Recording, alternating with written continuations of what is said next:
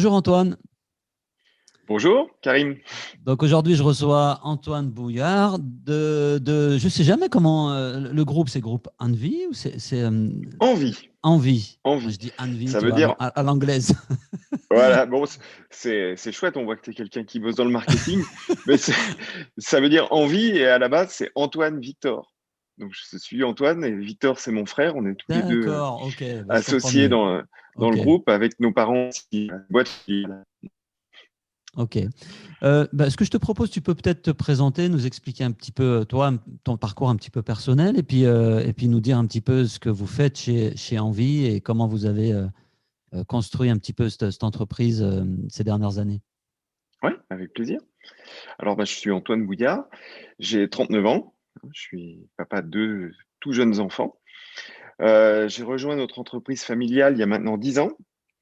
Et auparavant, je travaillais dans l'informatique. J'étais ingénieur en informatique. J'avais fait aussi des études de gestion. Hein. Et après le consulting en informatique, je suis arrivé dans la boîte au départ sur un de nos sites de production. Et puis autour de 2015, j'ai pris direction du groupe. D'accord. Voilà. Et mon frère nous a rejoint aussi assez rapidement. Lui, il s'occupe de la R&D, du développement produit. Donc, on est la troisième génération à piloter cette entreprise qui a été fondée par mon grand-père et son frère en 45, juste après la guerre. Ils étaient mécaniciens au départ. Petit à petit, ils sont devenus des plasturgistes. Donc, ils se sont mis à mouler leurs propres pièces par injection, à faire leurs propres produits dans le jardinage, dans la pêche, dans l'animalerie. Mon père a pris les commandes de l'entreprise fin des années 80 avec ma mère qui était DAF. Et puis, voilà, la nouvelle génération. Donc, tu es né là-dedans, Alors, quoi. Tu as grandi c'est dans vrai que je suis l'usine, né quoi. là-dedans, que j'ai eu la possibilité quand j'étais gamin de faire différents métiers dans l'entreprise, de tomber en amour pour l'industrie, on va dire, pour les hommes, les machines, euh, la transformation. Voilà ce qui me plaît beaucoup, c'est de prendre des idées, de prendre des matières et puis de faire des produits qui durent. C'est quelque chose qui m'excite beaucoup. Voilà. D'accord. Ah, une question que j'ai envie de te poser, parce que dans la plasturgie, je connais quelques boîtes de plasturgie maintenant. Ouais, Il y a beaucoup de boîtes comme ça, familiales, deuxième, troisième génération aujourd'hui. ouais. Est-ce que c'est lourd? Comment tu as vécu la transmission du truc? Est-ce que tu as ce poids de se dire, il ne faut pas que je foire parce que c'est ce que m'ont laissé mes grands-parents, mes parents? Comment tu vis le truc au quotidien avec ton frère? C'est sûr que le contexte familial peut rajouter une certaine pression. Ouais. Ça peut parce que on a une forme d'héritage à faire vivre et pourquoi pas peut-être à transmettre plus tard. Hein. Nos enfants sont trop petits, mais on verra. Et puis oui, il y a aussi quelques proverbes qui courent. Hein. On dit que la première génération crée, que la deuxième développe et que la troisième plante. Ouais, Bon, je vais essayer de faire mentir le proverbe. Oui, non, ça rajoute une petite pression. d'accord. Euh, mais c'est aussi une fierté, surtout avant tout. Ah Voilà. ouais, c'est clair. Ouais, Ok. bien sûr. Donc aujourd'hui, c'est quoi le groupe Envie? Tu vois, j'arrête pas de dire Envie. Le groupe Envie aujourd'hui, c'est quoi? Alors, le groupe Envie, c'est un, un groupe industriel déjà. Hein. C'est un groupe qui fabrique l'essentiel des produits qu'il commercialise. C'est un groupe qui est multitechnologie. On a trois technologies de fabrication de plasturgie, l'injection, le rotomoulage et l'extrusion soufflage. Et c'est un groupe qui est multimarché. On a deux marques où on développe nos propres produits. Poétiques, ce sont des produits de décoration pour le jardin, des produits grand public qu'on va trouver en grande distribution Hmm. spécialisée principalement. On a Plasure, où là on fabrique des emballages pour les déchets infectieux.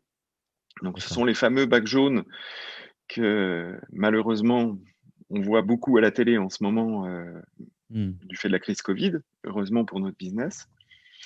Et enfin, on a des marchés industriels où là, on travaille pour des donneurs d'ordre qui viennent avec une idée, on les aide à la développer, à l'industrialiser, on fabrique, voire éventuellement on distribue. D'accord. Donc on Donc, est tu as sur une, trois t'as marchés. une diversification à la fois sur les technologies et sur Ouais, les typologies de marché, parce que c'est quand même très différent là, d'avoir une marque en nom propre que tu vas mettre en, j'imagine, un réseau de distribution dans la jardinerie, etc. C'est pas tout à fait la même chose que d'accompagner d'autres industriels. Comment ça s'est fait? Est-ce que c'était à l'origine déjà le cas quand vous avez récupéré le bébé là, avec ton frère, ou est-ce que c'est quelque chose que toi, tu as voulu développer? Alors, lorsqu'on arrive avec mon frère, c'était initié déjà de travailler comme sous-traitant industriel. L'idée de départ qu'avaient eu nos parents, ils ont lancé ça dans les années 2005, c'était de lisser la saisonnalité du marché jardin. D'accord. Parce que le marché jardin, on réalise les trois quarts du chiffre d'affaires sur la première moitié de l'année du fait de. Et donc, bah, on se retrouvait avec une capacité machine qui était sous-utilisée à certains moments, une capacité humaine aussi. Et donc, on a commencé à être, entre guillemets, c'est pas très valorisant, mais pousseurs Mm. de matière, c'est-à-dire des plasturgistes assez souvent autour de nous qui étaient qui avaient plus de travail que ce qu'ils pouvaient faire dans leur usine, nous envoyaient des moules tout prêts à produire et, euh, et on vendait en quelque sorte des heures machines. Petit à petit, on a commencé à leur dire, bah, écoutez, on peut vous concevoir la pièce. Et c'est là que, à peu près, quand, euh, quand je suis arrivé et j'ai travaillé avec Jean-Noël qui anime l'activité Mhm. industrie, on a commencé à se dire, il faut qu'on montre une vraie offre maintenant, qu'on se D'accord. positionne Donc, comme des porteurs de projets et pas juste des pousseurs de matière. vous êtes parti de la diversification. Enfin, vous aviez déjà un produit spécifique, la marque un peu jardinage, et vous êtes Ouais, passé à la sous-traitance. En général, on observe plutôt le sens inverse. En tout cas, dans ceux que j'ai rencontrés, j'ai plutôt pas mal de sous-traitants qui cherchent justement à développer des produits en propre, ouais. justement pour peut-être faire que ce que vous avez fait, diversifier, Mm. essayer de ne pas dépendre aussi des donneurs d'ordre et de plus être, comme tu dis, des pousseurs de matière, quoi. C'est vrai qu'on voit assez souvent l'inverse. Ouais, on voit assez souvent l'inverse. Mais bon, nous, c'était vraiment au départ une idée déjà de désaisonnaliser Ouais, et aussi de limiter la dépendance qu'on peut avoir à un marché. d'accord. Alors, cette stratégie qu'on a développée ces dernières années, euh, pendant la crise Covid, elle a été très efficace. Très efficace parce que, bon, comme chacun le sait, pendant le confinement, euh, les jardineries et les magasins de bricolage ont fermé, ils ont Fermé, hein. ouvert progressivement. Là, nous, on était très contents d'avoir des marchés industriels qui continuaient d'avancer et notre marché Dans le médical. dans l'emballage pour déchets Ouais. infectieux. Ouais. Pour le coup, vous étiez là au bon moment, au bon endroit, quoi. Ouais. Même si, même si on peut dire malheureusement, pour Envie, c'était quand même intéressant par rapport à l'offre que vous aviez. Ouais. Mais néanmoins, on s'en serait bien passé puisque c'était quand même une période difficile. Ouais. Ok. Euh, c'est quoi aujourd'hui tes principaux défis? Bah, tu parlais du Covid, là, de la crise. Bon, il y a effectivement, vous étiez sur un des produits que vous fabriquez, bah, vous étiez là au bon moment, mais donc tu parles de difficultés par rapport à ça. Comment tu as géré cette période-là par rapport à ton organisation, ton positionnement, etc. Euh, je pense on s'en est bien sorti de cette période et qu'on en tire même pas mal d'enseignements positifs. À mon avis, le point clé, c'était une bonne communication. Hein, on a l'entreprise qui s'est éclatée dans son fonctionnement au moment du confinement avec beaucoup de fonctions qui étaient en télétravail. Euh, et on a réussi à rester soudés. On avait les outils qui fonctionnaient. Euh, on a réussi vraiment à mobiliser les gens pour que sur le terrain, ils restent vaillants et courageux. Une bonne communication. Voilà. Et donc, assez réel. Au départ, quasi quotidiennement, des infos pour les collaborateurs, pour qu'ils sachent les risques qu'on courait, Mhm. toutes les opportunités qu'on pouvait saisir pour bien s'en sortir, et puis surtout la mission qu'on avait à ce moment-là. Et ça a été un élément très fédérateur. On fabriquait des objets, des emballages qui étaient utiles pour la crise. D'accord. Et là, on a senti toute notre équipe se mobiliser, et ça a tissé des liens qui sont toujours là. Ouais. Ok. Ça nous a renforcés dans notre cohésion. Donc la communication, la transparence aussi, parce que du coup, j'imagine que tu as été aussi très honnête avec tes collaborateurs sur bah, les risques qu'il y avait aussi pour une boîte comme la vôtre, quoi. J'étais très inquiet. Mm. Je ne le suis plus maintenant, mais j'ai été très inquiet les premières semaines, les premiers jours d'une façon incroyable. Mm. Je l'ai dit, ouais. Je l'ai dit aux collaborateurs qui avaient des raisons très solides de se faire du souci parce que on a quand même la moitié de notre activité dans le jardinage Mmh. et le confinement a été décrété le jour du printemps météorologique. Je veux dire, vraiment, Ouais. quand il se Ouais, mettait à faire beau, le pic on de s'est la saison, retrouvés quoi. enfermés et nos clients Ouais. fermés au moment où ça allait démarrer. Et l'énorme incertitude qu'on avait, qui a été soulevée que fin avril, c'était quand est-ce qu'on va déconfiner et est-ce qu'on pourra faire une saison. Donc, si on faisait pas de saison, on aurait été dans assez grave difficulté. On pouvait le sourire quand on a su que le 11 mai, Ouais, vous avez on réouvert. pouvait retrouver une vie à peu près normale. Voilà. Puis après, vu la queue qu'il y a dans les magasins de jardinerie que j'ai fréquentés, je crois qu'il y a dû y avoir une petite ruée quand même sur les Il pots y et a les produits de eu, jardinage. Ouais. il y a eu une vraie ruée. Ouais. C'était quand même assez inattendu. Euh, on était nombreux à penser dans l'entreprise qu'il y aurait une reprise, que le 11 mai, il faisait encore beau, que les gens, on avait bien senti qu'ils s'étaient repliés sur des activités à la maison, hein, Mm. forcément. Donc la cuisine, le bricolage, les vendeurs de peinture C'est clair. ont fait des bons Ouais. scores aussi. Et nous, sur le jardinage.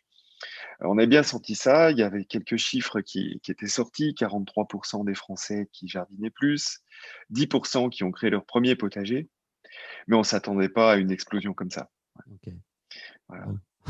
Plutôt bonne nouvelle. Bon, tant mieux, hein, tant mieux. Ouais, vraiment tant mieux. Voilà. Alors, moi, il y a quelque chose que. C'est pour ça que je voulais t'avoir en interview. Il y a quelque chose qui m'intrigue, enfin, que je trouve vraiment intéressant dans le groupe Envie. Vous êtes une boîte de plasturgie, entre guillemets, si je suis un peu péjoratif, comme il en existe beaucoup. Hein, on a beaucoup Oui, des de boîtes de centaines, des plasturgie milliers. familiales, un peu sur le même modèle que le vôtre, hein, surtout dans la région de l'Ain et dans d'autres régions en France. Mhm. Mais moi, j'avais fait un petit sondage je crois que c'était en 2019, sur les pratiques marketing de ce secteur-là. On était vraiment, finalement, il y avait peu de boîtes qui avaient vraiment pris, qui considéraient le marketing ou le développement de leur commerce comme quelque chose d'important. Il y a beaucoup de boîtes de plasturgie aujourd'hui qui ont, par exemple, pas vraiment d'équipe commerciale. Mhm. J'en connais quelques-unes. Et c'est pas lié à leur taille en plus. Hein. C'est pas forcément des Mhm. boîtes qui font que 2 ou 3 millions. Il y a aussi des boîtes qui font 60, 70 millions. Et quand tu vas Mhm. chez eux, il n'y a pas d'équipe commerciale. Ils travaillent très à l'ancienne. J'ai l'impression que vous avez quand même, vous, très tôt compris l'intérêt de cette partie du business.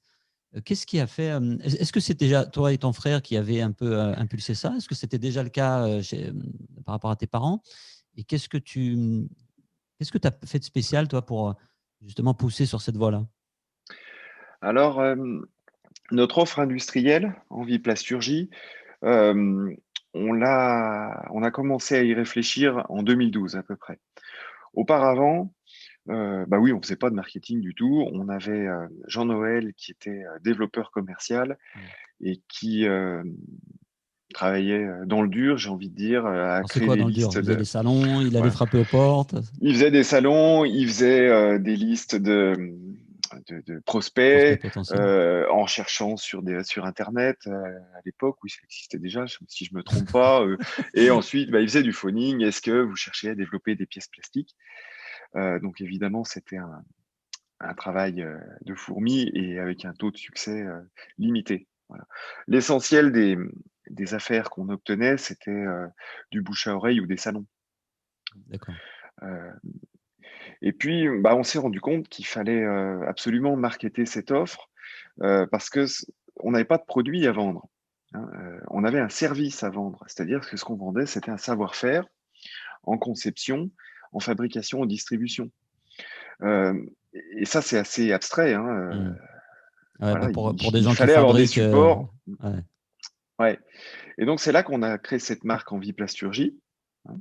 On voulait aussi comment dire, faire une vraie scission entre nos produits propres dans le jardin, puis dans le médical, et cette activité industrielle, bien d'accord. expliquer que C'était on différent. avait bien conscience qu'on travaillait pour le compte de tiers et que bah, c'était une approche complètement différente. Ouais. Ok. Donc là, on a créé une marque, on a commencé bah, à davantage communiquer, à créer des premiers supports. Alors, on a commencé par des présentations, par des flyers. Mm. Et puis ensuite est venu effectivement Internet et le communication. marketing basé sur l'approche Internet l'inbound marketing. Voilà. Ok. Donc, tu fais de l'inbound marketing depuis maintenant quelques mois, mais Ouais. comment vous. Donc, tu as développé une nouvelle offre qui est une offre plutôt de service. Tu voulais pas être, Mhm, comme tu disais tout à l'heure, un pousseur de matière. mhm. Euh, Pourquoi c'était important de ne pas être pousseur de matière, justement? C'est quoi qui te gênait dans l'approche, en fait? Bah, ce qui nous gêne dans l'approche, c'est la valorisation Hmm, de notre service. C'est-à-dire que quand on est pousseur de matière, on vend un taux horaire euh, d'une bécane. d'accord. Ouais. Comment dire, il n'y a aucune pérennité avec le client parce qu'on sait très bien qu'on est sous-traitant de charge. Si jamais notre client investit dans de la capacité ou si pour une raison ou pour une autre, Il change. comment Il dire, bah, arrête. il change de modèle ou il se retrouve avec du temps disponible, il reprend les moules et on n'en parle plus. D'accord. Nous, ce Donc, qu'on voulait, c'était plutôt aller chercher des prospects non industriels où on crée un partenariat. Voilà. ok. On Donc, développe leurs pièces et voilà, ensuite ils sont chez nous durablement. c'est de leur apporter ce service-là et cette valeur ajoutée-là. Donc, comment tu positionnes ça? Parce que je pense qu'il y a beaucoup de plasturgistes, entre guillemets, de sous-traitants dans la plasturgie aujourd'hui qui cherchent à faire ça, qui développent une offre de service, Mhm, qui développent parfois leur propre bureau d'études pour le mettre à disposition de leurs clients. mhm. Comment tu positionnes, toi, la valeur ajoutée d'Envie aujourd'hui par rapport à cette niche-là, plutôt la sous-traitance? Sur Poétique, je pense qu'il n'y a pas trop de difficultés, mais sur ce nouveau service, comment tu as positionné votre valeur ajoutée? C'est comment vous communiquez là-dessus? C'est quoi d'ailleurs la proposition de valeur que tu proposes? On communique essentiellement sur l'accompagnement, D'accord. hein, et donc sur la structure commerciale et R&D qu'on a mise en place pour que nos clients soient, comment dire, soient dans une démarche de co-conception avec nous. Donc, je pense que c'est essentiellement ça qui fait notre force. Ils savent quand ils viennent travailler avec nous qu'ils vont avoir un commercial qui les suit, un chef de projet qui va les accompagner tout le long, depuis l'idée jusqu'aux premières livraisons réussies, quoi. Ouais. Donc, ça veut dire que là où d'autres peut-être communiquent plus sur leur capacité de production, leurs machines, leur parc machine, parce que je vois souvent ça aussi Ouais, quand on est ouais, sous-traitant, on a un peu tendance voilà, on fait des belles photos pour LinkedIn ou ouais. sur les salons pour montrer notre parc machine. Vous allez plutôt envoyer des messages sur comment on peut vous accompagner, comment on vous aide à atteindre vos objectifs sur vos projets, Mmh. etc. OK. Heu, on s'est rendu compte que c'était, une crainte chez nos clients finalement, hein, comment ce projet va être piloté? Et c'était l'essentiel des questions qu'on avait quand on recevait des prospects, c'était davantage, quelle est votre organisation projet plutôt que quel est le Ouais. combien de machines vous avez, et de quel Ouais, tonnage elles sont, voilà. surtout si j'y connais rien en plasturgie et que je veux développer un produit en m'appuyant sur votre aide, j'ai pas besoin de savoir exactement comment fonctionne la machine, quoi. Ça m'intéresse pas des masses, quoi. Donc on essaye de présenter à nos clients une démarche claire et transparente aussi. On Ok. leur parle des risques qu'il peut y avoir. On essaie de les mettre en confiance et de leur expliquer comment ça va se passer, ouais. De supprimer un maximum d'incertitudes, d'inquiétudes. Vous éliminez les frictions dans leur parcours d'achat, en fait. C'est C'est ça. ça. Dans ton langage, c'est ça, voilà. Ah, je le dis avec mes mots. Ok. Quelque chose qui m'intéresse aussi beaucoup, on est à la moitié un peu de l'interview, mais aujourd'hui, le plastique, c'est pas le truc qui est le plus sexy, quoi. C'est-à-dire qu'il y a beaucoup on est dans un contexte où il y a beaucoup de messages entre guillemets négatifs qui sont envoyés autour du plastique, à tort ou à raison. Moi, je Mmh. suis pas là pour juger et donner mon avis sur l'industrie de la plasturgie, mais de fait, on utilise le plastique quasiment dans tous nos objets du quotidien. Il y en a de partout. Mmh. En même temps, il y a une espèce de guerre là contre le plastique qui peut, Mmh. enfin de mon point de vue, être justifiée parfois, mais Mmh. qui n'est pas forcément dirigé vers les industriels, mais peut-être vers comment on utilise aussi aujourd'hui tout ça. Comment tu vois l'avenir, toi, en tant que plasturgiste, entre guillemets PME de la plasturgie, qui utilise cette matière, comment tu te positionnes par rapport à ces problématiques-là qui quand même deviennent de plus en plus importantes quoi, dans votre quotidien, j'imagine? Ouais, tu pointes du doigt un sujet, très important. On parle de plastic bashing, hein. Effectivement, il y a un déficit d'image de notre matériau en ce moment dans les médias, dans l'opinion publique. Ce qui est indéniable, enfin, je veux dire, ce qui est indiscutable, c'est que le plastique a pollué le globe. On a les fameux continents de plastique, et moi je trouve pire encore, on a tous les microplastiques qui sont présents dans toutes les mers du globe. Ouais, c'est Tu clair. peux aller en Antarctique, tu fais un prélèvement d'eau, tu te rendras compte qu'il y a des microplastiques dedans qui sont mangés enfin, qui progressivement se retrouvent dans toute la chaîne alimentaire et donc dans les poissons qu'on mange aussi. Donc la pollution, elle est indiscutable et je crois que toute notre profession est scandalisée par ça aussi. Après, on en arrive du coup à la problématique de la fin de vie du matériau. Euh, Si ce plastique se retrouve dans les mers, c'est que sa fin de vie a déjà soit directement par le consommateur dans la nature, soit ensuite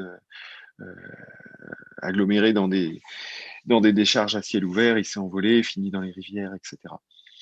Donc, ma conviction très forte, c'est que notre matériau a un avenir si on devient réellement circulaire. Voilà. Hmm. Et donc, on s'y attelle Travailler très là-dessus. fortement chez Envie à travailler le plus possible avec des matériaux recyclés, à faire des produits qui durent longtemps et qui sont recyclables en fin de vie. Donc, pour donner un chiffre quand même qui prouve notre engagement, 90% de la valeur vendue par Poétique cette saison est en matière recyclée. Donc, d'accord. Poétique, Matière c'est les recyclée, pots, c'est le matériel de jardinage qui se retrouve chez le consommateur lambda comme moi qui achète un pot pour mon olivier, par exemple. c'est ça. Si tu achètes un pot de la marque Poétique dans une enseigne jardinerie ou bricolage, il sera quasi D'accord. certainement en matière recyclée. On a encore quelques petites mises au point techniques sur certaines couleurs ou formes d'articles, mais il sera en matière recyclée et de plus en plus la matière recyclée issue du tri sélectif que nous, les consommateurs, on réalise au quotidien dans les poubelles jaunes. Ou un arrosoir, même chose, ça va être d'anciens flacons de lessive ou d'anciens flacons de shampoing. Donc ça fonctionne. Ça fonctionne très bien dans certains pays, surtout les pays scandinaves en Europe. En France, on a d'énormes efforts à faire. D'accord. Donc, je suis tout à fait positif quand je vois les évolutions législatives qui arrivent, parce que ces évolutions législatives, pour l'essentiel, consistent à mettre en place Des filières des financements pour les filières de tri, hein, D'accord. notamment avec des éco-participations sur les produits. J'y suis tout à fait pour. Il est annoncé qu'il y aura des bonus-malus euh, sur ces éco-participations en fonction de la performance environnementale des produits. Je suis tout à fait pour aussi parce que moi, je pense qu'on aura un bonus Hmm. vu que nos produits sont éco-conçus. Voilà. Ouais, donc ça va Donc, pousser les entreprises comme la tienne à être un peu plus vigilantes par rapport à ça, à investir aussi certainement, parce que j'imagine que ça ne s'est pas fait sans y mettre un peu de ta poche là sur cette c'est adaptation. beaucoup d'investissements humains et aussi matériels. Ça a été pas mal de travaux de R&D, de formulation de matière. C'est pas simple, Mhm. mais on y arrive. Ouais, on y D'accord. arrive. Alors nous, ça fait maintenant ouais, ça fait une dizaine d'années, ça fait une bonne dizaine d'années on offre d'ailleurs à nos clients, ça fait partie de l'offre qu'on a marketée, l'éco-conception, Ok. c'est-à-dire analyser l'impact du produit sur toutes ses phases de vie dès la phase de conception. Donc, on est capable de proposer à nos clients plusieurs versions de produits afin qu'ils choisissent également sur le critère environnemental. Donc, assez souvent, lorsque un client nous demande de faire une reconception d'un produit, ben, on va essayer de remplacer du métal par du plastique, par exemple, ou de remplacer une matière d'origine pétro-sourcée, une matière vierge, Hmm. qu'on va remplacer par un recyclé. Ça D'accord. peut arriver aussi qu'on propose du biosourcé. Ce que je voulais dire peut-être d'important sur le plastic bashing, c'est qu'il y a des cas d'usage du plastique où il va falloir le substituer par d'autres matières. Mais ça nécessite une analyse préalable. Et c'est ce que je déplore dans comment dire, la situation actuelle, Hmm. c'est que nos hommes politiques ont tendance à prendre des décisions sans avoir auparavant Analyser. validé que les solutions alternatives qui allaient remplacer le plastique étaient meilleures pour l'environnement. Ouais, ce qui n'est pas toujours le cas. Et c'est pas toujours le cas. Donc, dans certaines interdictions, euh, on remplace le plastique par d'autres matériaux et en fait, l'impact sur l'environnement est moins bon. Le plastique a des vraies vertus environnementales si on gère correctement sa fin de vie. D'accord. Il allège les packaging, il allège nos véhicules, il est comment dire, il permet d'augmenter la durée de vie de conservation des aliments. Euh, il est recyclable dans la plupart des cas. Donc, il a de vraies vertus, mais il faut gérer sa fin de vie. Donc, moi, ce que Ouais. j'entends aussi, c'est que c'est pas un problème technique, en fait, l'histoire Enfin, on pourrait résoudre ce Non? problème parce que déjà, c'est pas technique. On a la capacité technologique aujourd'hui de recycler le ou les plastiques, parce que c'est pas Ouais, qu'une seule matière. ouais. Mais du coup, c'est surtout un problème de comment on gère le recyclage de ces matières, de la poubelle jaune. Parce que moi, j'ai l'impression de faire un geste tous les jours, tous les matins, là, dans ma poubelle jaune. Mais je ne suis pas sûr que. Je me pose toujours des questions. Est-ce que ça sert à quelque chose? Est-ce que ça ne va pas se retrouver à la benne avec le reste? Je ne sais pas comment ça termine tout ça. Alors, il y a beaucoup de travail encore. Ouais. Euh,